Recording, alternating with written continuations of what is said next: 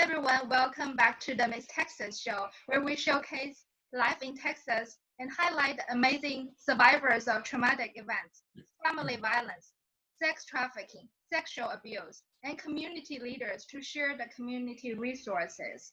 We have different segments. Under the segment of the military time, we invite our military and veterans who would like to share with us their experiences during and after their military services. And we run this segment with partnership of the National Veterans Chamber of Commerce.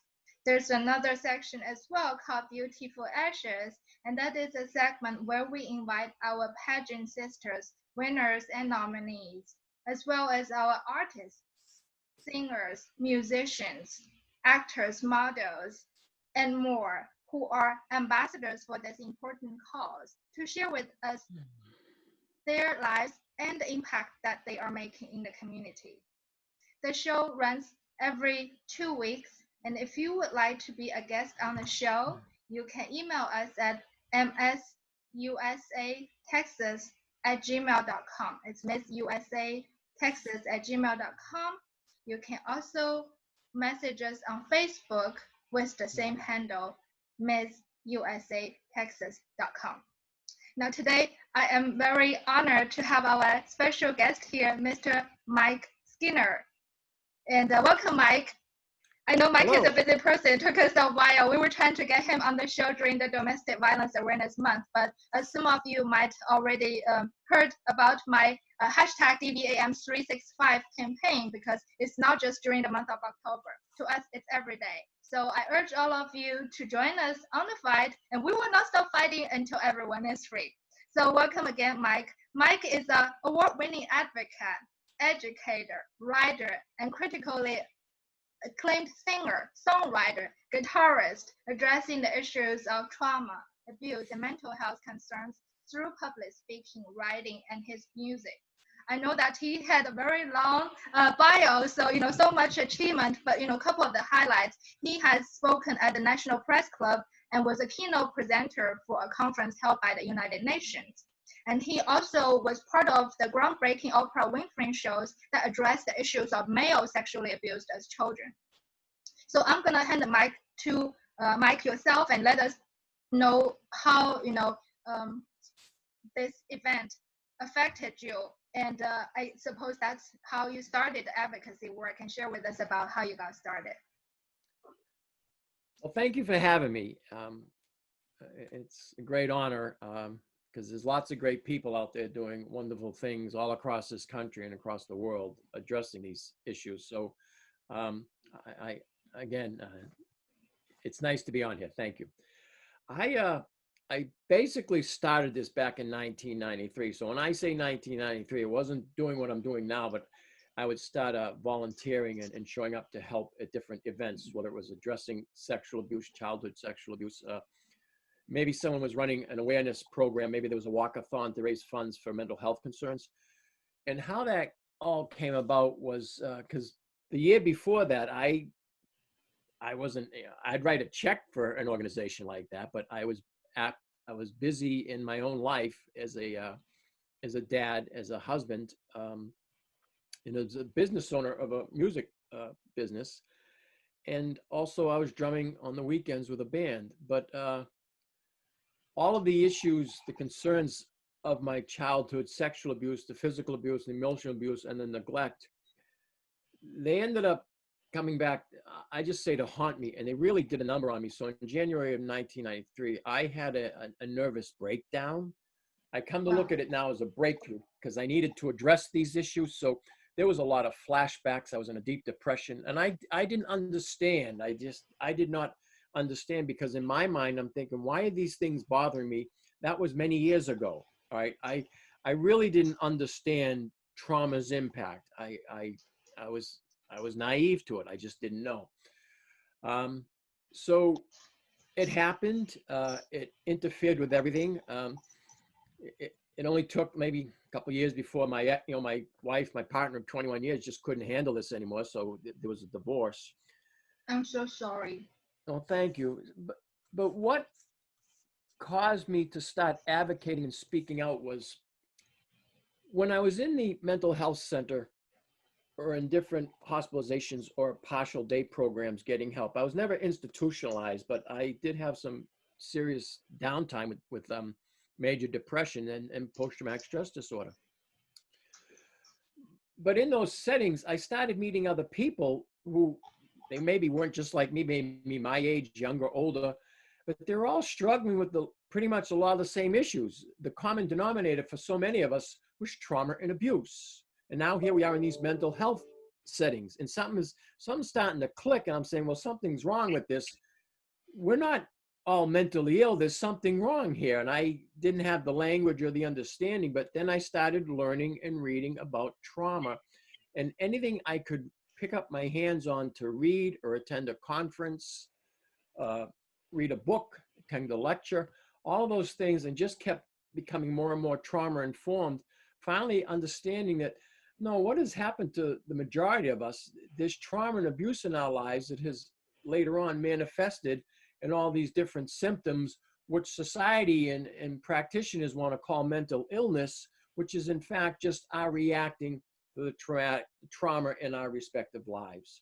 Yes. So I was sad about this. Two, I was very angry at the way I was being mistreated because, as I said, I was a dad, I was a husband, I was a successful music business owner, and I was a successful musician. And now I'm being treated like an idiot, like I was a child because I have PTSD and depression. I didn't lose my intelligence. I was having a hard time getting through the day, but I didn't become stupid all of a sudden to be treated like that. And then the other thing that really angered me was the massive amount of drugs, the medication that they put me on to supposedly help me. And that did a number as well on me in my healing journey, if you will. So that's what caused me to start speaking out and advocating. But again, I started by attending different functions and rallies where others were speaking out. I heard others speaking, and that emboldened me and gave me hope, because I heard folks like us who had gone through what they needed to go through, and now they're out there speaking. Maybe they're writing, doing something. So that was really, in a nutshell, how it happened. And then I started, volunteering to play the guitar at certain events, maybe to help bring people or just pass some time, maybe in between speakers or whatever, or maybe while they were setting up, I'm playing some songs. And then I'd talk a little, and next thing you know, people were asking me, well, could you present at this place? Could you do this? And they were offering to pay me for this. So it was like, oh, I didn't know that people would pay you to do this, because all my life I didn't want to talk about these things. And now there's organizations, agencies wanting me to share my story. But it wasn't just, the hurt in my life. They wanted me to share about what I was doing now to help myself heal, because that's the bottom line to whatever I'm doing here is, yes, there's been these hurts, but I'm truly, really, I'm just trying to share that there's hope and there's healing and there's help out there. So that's pretty much what it is. So all these different things that I've been doing, it's just manifested itself, because I'd present here, someone would see me, they'd say, oh, and so someone else would ask me then.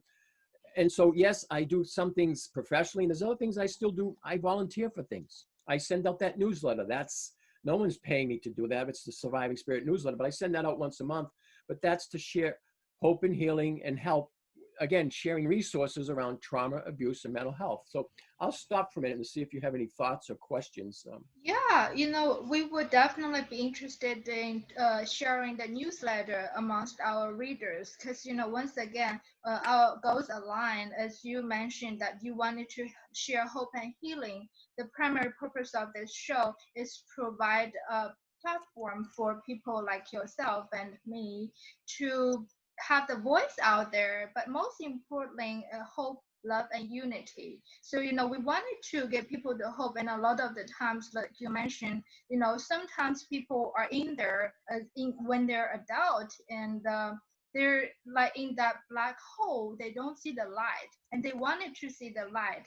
And us showing them that, what you can do afterwards, and there's a life after that, and how beautiful it is. And the power, just like you see, like, to empower other people, but also help you healing yourself. Correct me if I were wrong, right? And also, you talked about trauma informed. That's totally like, I provide webinars, in-person seminars, and trainings to people because it's not like most people know what is going on in this world. And I used to think the world is a beautiful place, and these things doesn't happen until like when I beginning to learn about what this is all about, and it just really shocked me. And I used to think, for instance, domestic abuse is only violence. It's like physical violence. But no, there is, sexual abuse, there's financial abuse. And the worst situation, not the worst because everything is bad, but as I call it, physical one can heal, but the psychological never will. Just like you mentioned, it's not you're crazy, it's not you're ill, you're not. It's just something that happened along the way, that when you were doing the volunteering, whether you hear something, see something that triggered you. So I wanted to be here, and we wanted to be here to train people to be trauma informed, so that when we do meet people who are going through these symptoms, then we can be empathetic, and most importantly, provide them the help if we can, or connect them to the resources, like you said, the newsletter. So I would love to share with our audience about the newsletter. But I do have a question for you, Mike. I know that a lot of the people commonly think, especially for like family abuse and sexual abuse, people commonly think like it's female that's the victims. So I really give you applause for stand up as a male survivor to speak up, because we need more people like yourself. So yeah, can you share with us more from that aspect? Have you met any obstacles, like people pointing fingers, or what are your what are your experience and the takeaway as a male survivor, now that you're an activist and been to so many important conferences and different shows? Unfortunately, because of the stigma around males, and there's this still a wide held belief that it's only males, we're just the perpetrators of abuse. So when you try to get help, especially back then, this was a long time ago, but I still hear it from males today, guys much younger than me, who are trying to get help. In my time, again, this was a few decades ago, trying to get help at domestic violence, sexual assault centers, they thought of me, I'm a perpetrator. And when you hear we don't treat perpetrators, or there's not enough males, we can't give you support, there's not enough males. And yet that's not true, because we know the statistics show 1 in 4 females have been sexually assaulted before the age of 18. For males, it's 1 in 6. That's a lot of guys. That's, so to say there's not enough of you to offer services, that's not right. That's not only false, that's harmful, it's hurtful, it's shaming. So I'm already feeling down and out, and then they're telling you that they can't help you, or there's not enough of you, and you're just assumed that, or again, it's the mindset of some, well, you're a guy, you're supposed to suck it up, you're supposed to be strong and not let this bother you. No. I mean, come on, stop to think about this. I was just a little boy when this was being done to me, and a young teenager. And that another myth is that it's just, one of my abusers was my mother, and there were several other females, adult females.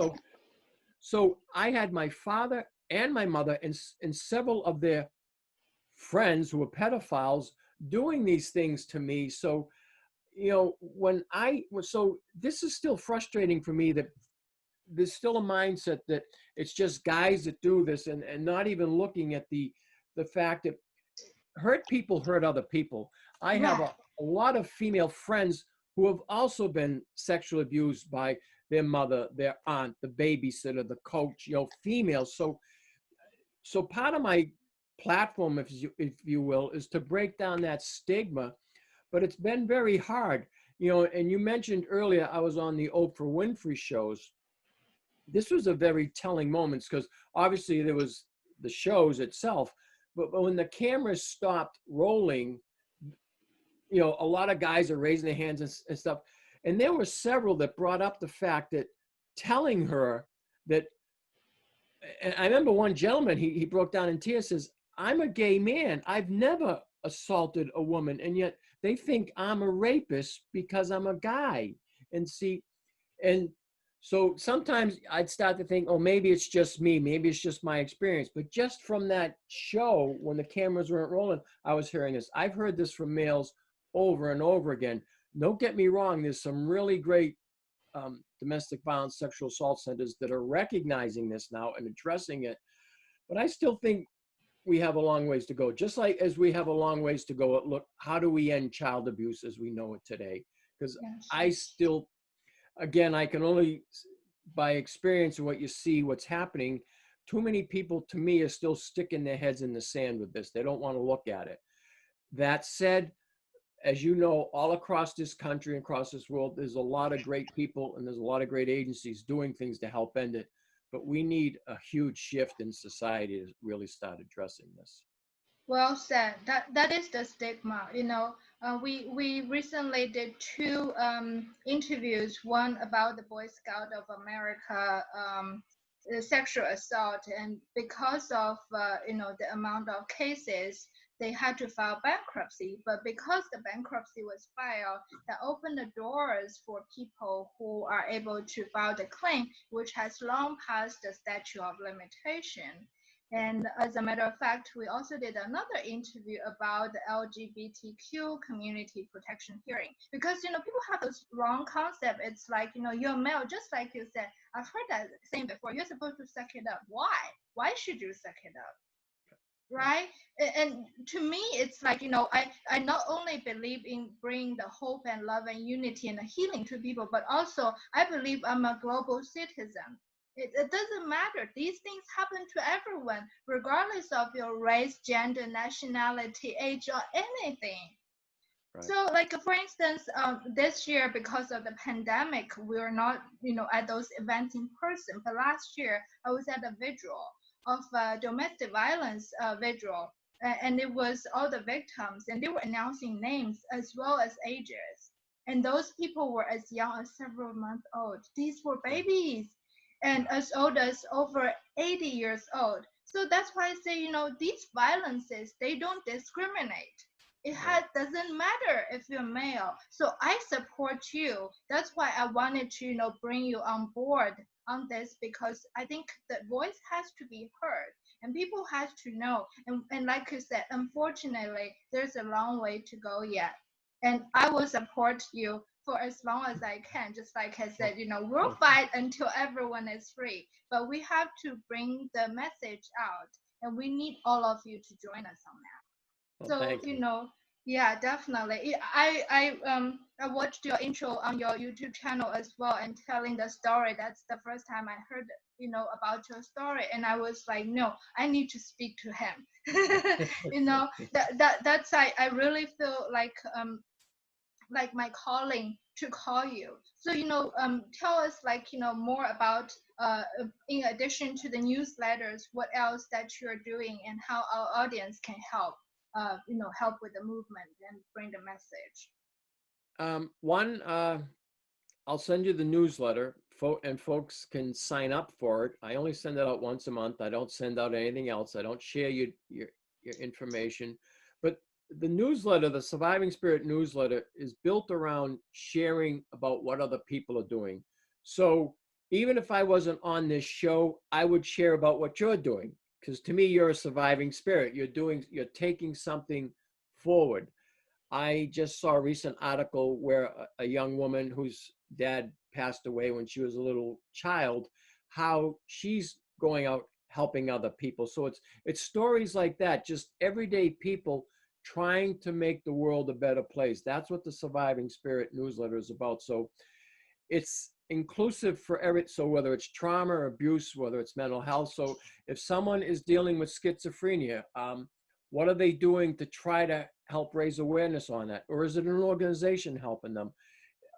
What are people doing if there's someone helping the homeless? So it's a multitude of things, but again, the common denominator is how the respective trauma in everybody's lives, how we're all impacted by this. So even though we're not the same. In a way, we are a little like this community that we've been Yes. impacted by trauma, and yet people are getting up and they're still doing the right thing. They're trying to raise awareness on that. And I just find that commendable, and I want to share it in my own little way, just like you do with your show. So these are the things where that gives me hope. So I remember when I started speaking out, again in the 90s, there weren't that many male survivors speaking out.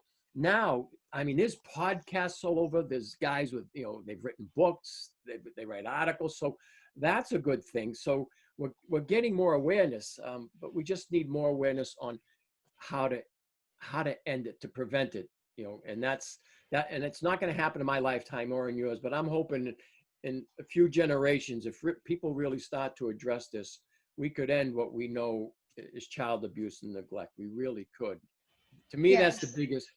COVID is doing horrible things to people, but the epidemic, the pandemic of child abuse is much bigger. It's just you're not seeing it, but then it plays itself out later as an adult, all the different physical health problems you can end up with, or mental health issues, or both. So it would serve society's purpose to actually address these things and not be afraid of it, and how to help heal. So that's part of what I do.